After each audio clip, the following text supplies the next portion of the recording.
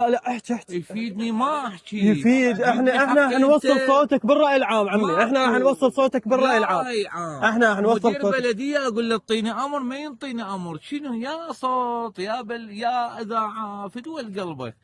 راحت هجمت بيوتنا. هاي لحشيل غراضي واقعد بباب البلدية يم الامين هناك.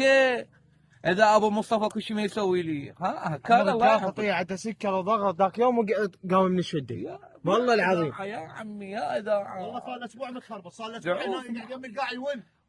بعد شبر ما عندنا كفيلك الله والعبد. عندك عائلة؟ حتى الآن ما عندي عائلة، عندي ستة والله ستة. وين يروحون؟ وين اروح؟ وعوداني اني ابن الحكومة، عوداني موظف يجي علي يفلشني حق حقوق.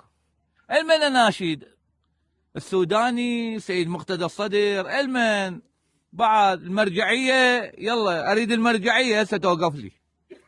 وين المرجعية؟ يلا اذا هاي باطلة والله ما اطلع ولا احكي ولا اقول. ايش بدي اذي نفسي؟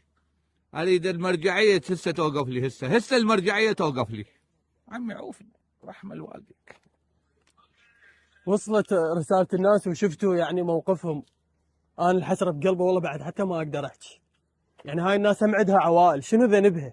يا محمد الشاعر السوداني انت مقبل على ولاية ثانية وتريد الولاية الثانية؟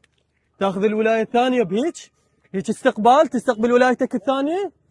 ما اعرف شو اقول لك والله العظيم. اذا المالكي يجرب صفحة، يا محمد الشاعر السوداني يجرب صفحة، ما نعرف المن الناشد. انا هم ما اقدر والله العظيم، تحسرت والقرآن ما اقدر اقطع سيف.